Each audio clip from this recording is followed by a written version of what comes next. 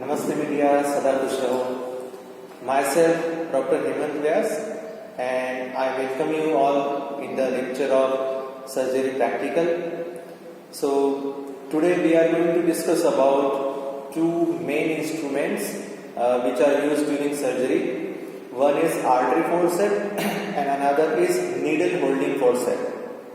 So, we will discuss today about what are the parts of artery forceps, what are the uses of it, and how we will describe about the parts, its specialities, and why the particular design is given to that part.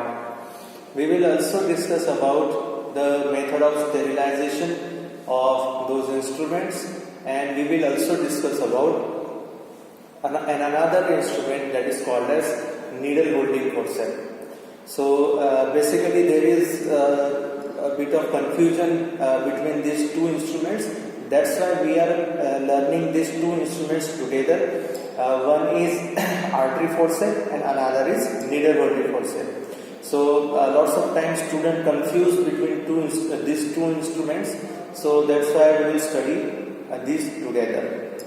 So before starting our class, just see what we have learned in our previous class. So in our previous surgery practical class, we have discussed about what is the introduction of surgical instruments. So in our previous class, we have studied about what are the types of surgical instruments. So whatever may be the surgery, may it be general surgery or it may be gastrointestinal surgery or ENT or orthopedics or gynecology and obstetrical surgeries. So there are some common groups of instruments that are used during these surgeries. So they are categorized in different ways. So first category is the cutting type of instruments. So it is obvious that surgery is going to happen. So there must be something has to be cut down to repair its shape and size or to remove the pathological part from the body. So first category is cutting instruments. So in cutting instrument, what are the types of cutting instrument? Cutting instrument will be like Mayo scissor, Metzenbaum scissor, or dissecting scalpel, or what we can say blades. So there are different types of blades. They are given number 10, 11, number 20. These are the commonly used blades, surgical blades during the surgery. Then next is holding instrument. So whenever we are performing any surgery, we have to hold the layers apart. Okay, so suppose an abdominal surgery is going on, so we have to cut down and then we have to hold the layers apart. So for that we have required some instruments, and those are called as forceps. So what the forceps is doing? Forceps important function is to hold. So it may the example of forceps are cheated forceps, sponge holding forceps, then artery forceps, needle holding forceps. These are the different type of forceps which are used to hold the body structure or some other instrument during the surgery. Then next category is what we say catheters. Okay. Then we can also say next category is clamps. So example of clamp is Peyer's crushing clamp, then bulldog artery occlusion clamp. So these are some types of clamps. Then an important category is retractors.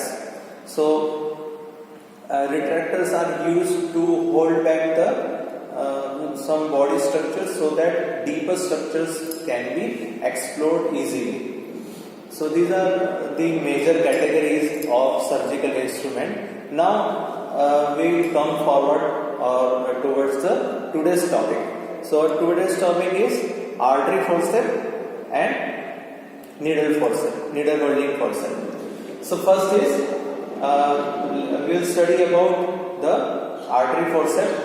Artery forceps is also called as Spencer-Wells hemostatic forceps. So this is the full name of artery forceps. So our first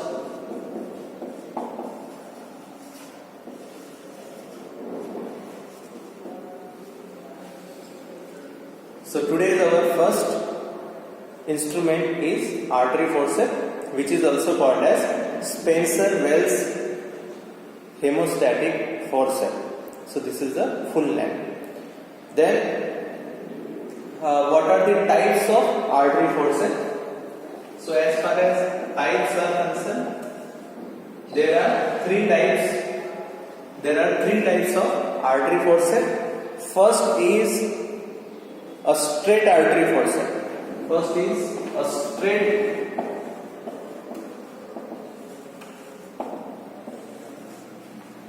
Then second type is curved artery forceps.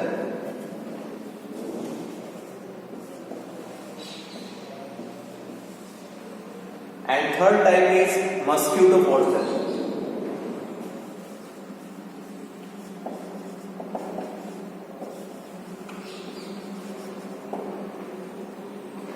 So we will revise again: straight artery forceps, curved artery forceps, and mosquito forceps.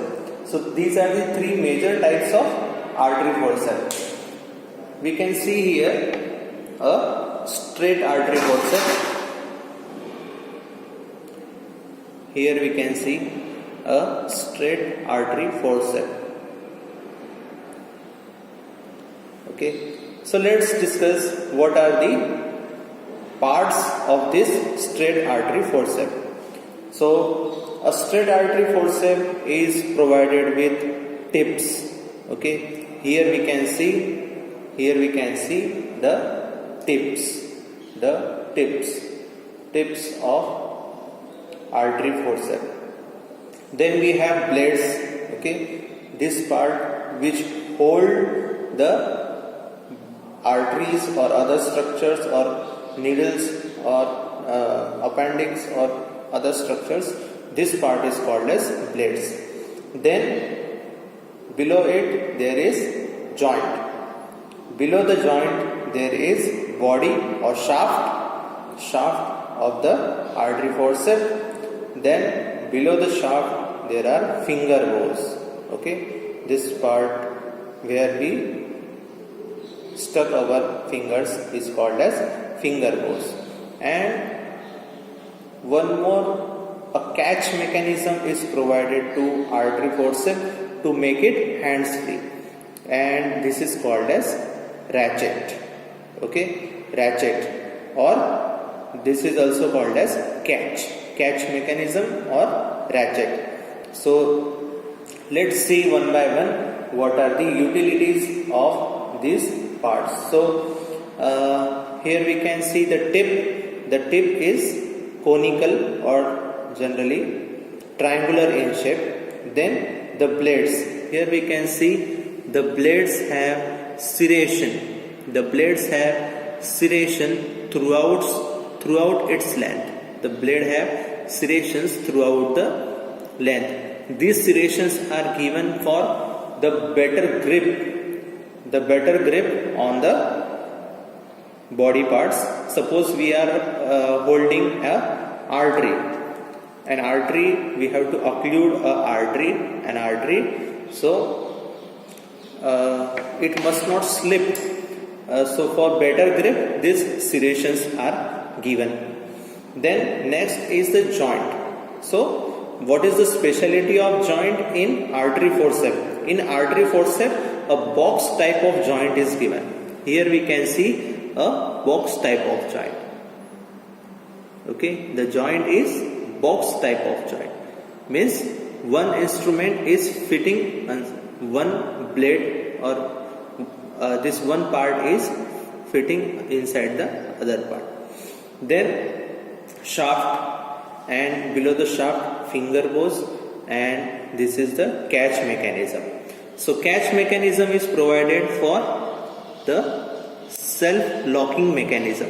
Okay, so we can just occlude the artery. We can occlude the artery, and we just lock this instrument, and we can remove it. Okay, we can remove our hands. Okay, so during surgery, if you want to occlude an artery, just occlude the artery. Okay, and place the lock, and we can remove our hands for another procedure. Okay, so that's how it becomes hands free during the surgery. So this was the first type, that was artery forceps, straight artery forceps. Why it is called as straight artery forceps? Because of the shape of the blade. The blades here we can see they are straight. That's why it is called as straight artery forceps. Then next type is curved artery forceps. Here we can see the difference between straight artery forceps and curved artery forceps. Here we can see the difference. So the blades in curved artery forceps are curved from proximal end. Okay, so this is called as curved artery forceps.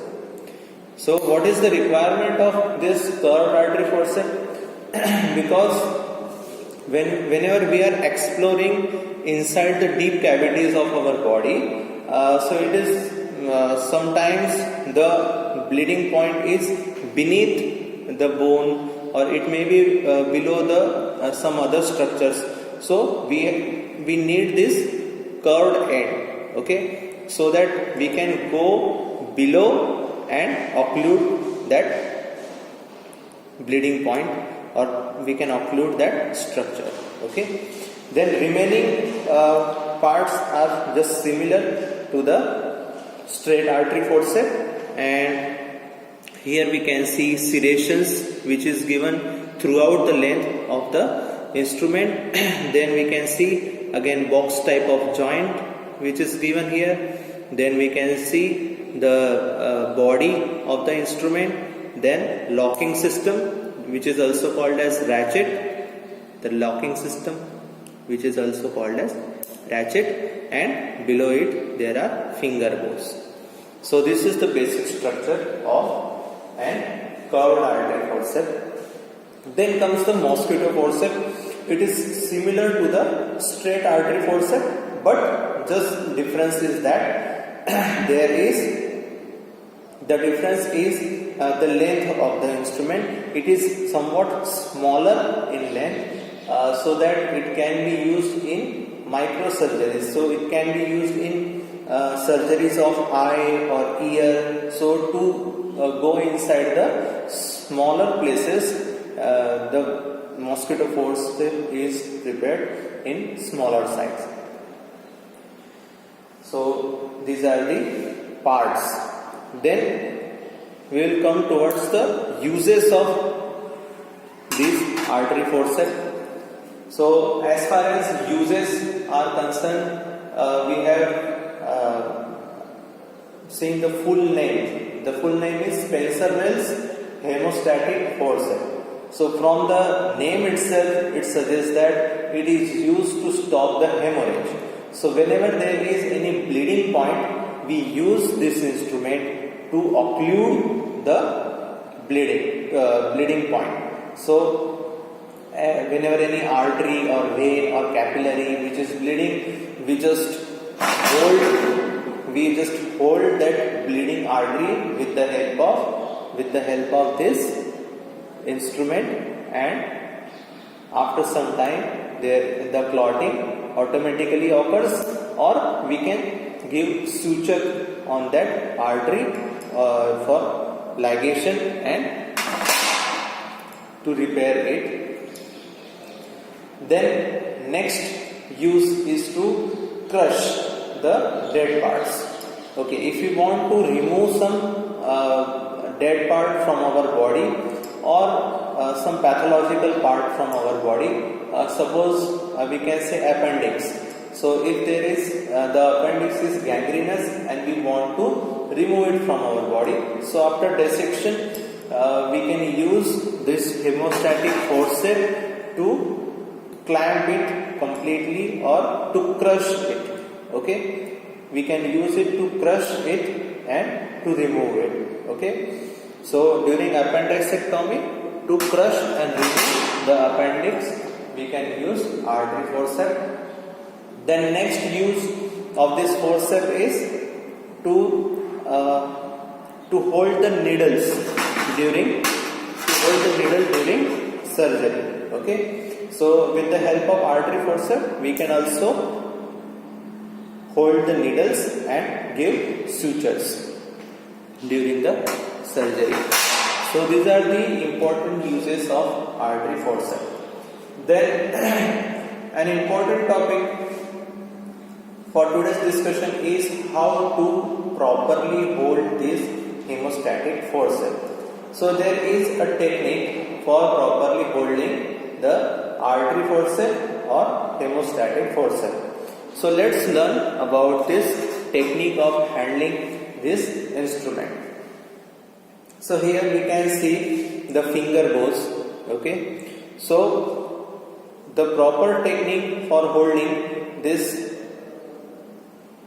artery forceps is we just put our ring finger. We just put our ring finger, here we can see, and our thumb inside the finger bows. Okay, inside the finger bows, and we keep our index finger on the body, on the shaft or on the joint. Okay, and then we can lock and unlock this instrument with single hand. Okay, so this is the proper holding technique.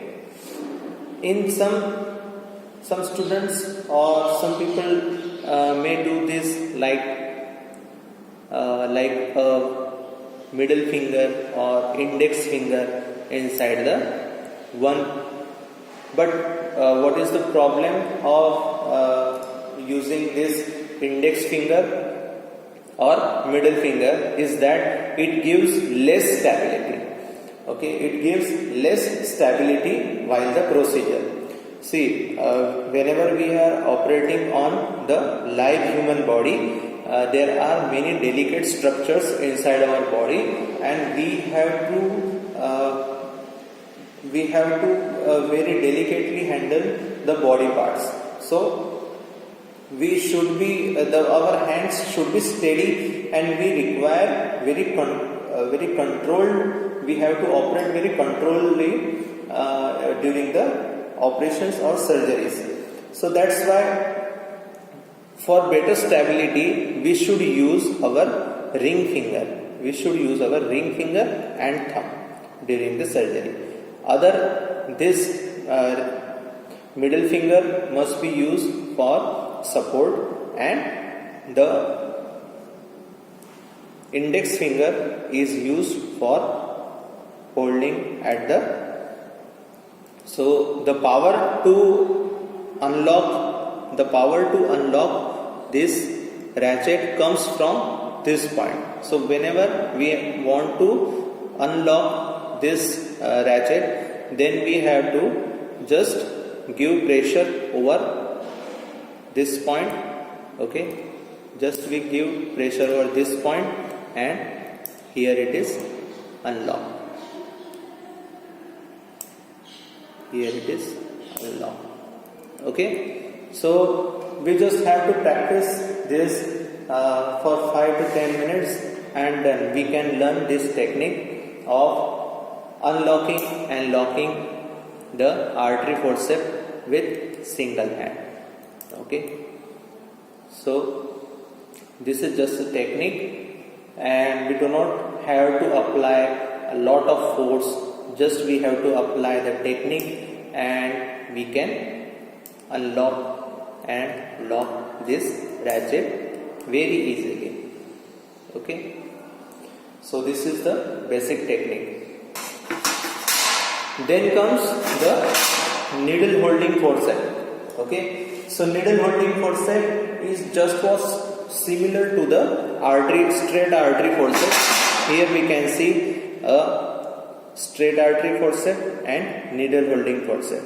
So they just look very similar. So that's why students can get confused at the time of viva or at the time of procedure. So what is which is the needle holding forceps and which is an artery forceps.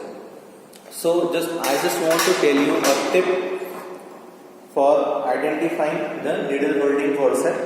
Needle holding forceps, here we can see the tip is that whatever is the length of this blade is the length of this joint.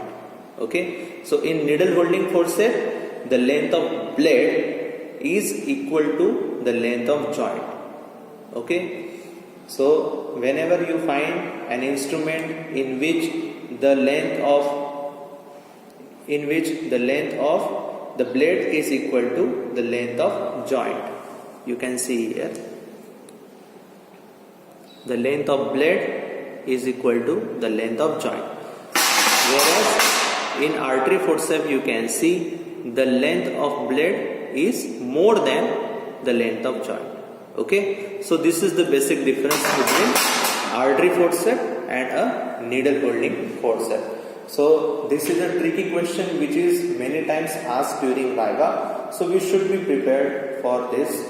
Then the uses are similar to the artery forceps. Here we can see the parts in which tip is there, then comes blade, below which there is box type of joint, below the box type of joint there is ratchet or shaft, then finger bows and the locking mechanism. Okay, here also we should use a single hand to lock and unlock the needle holding forceps. There is a difference between serrations, okay, the serrations of needle holding forceps and serrations of artery forceps. And the difference is that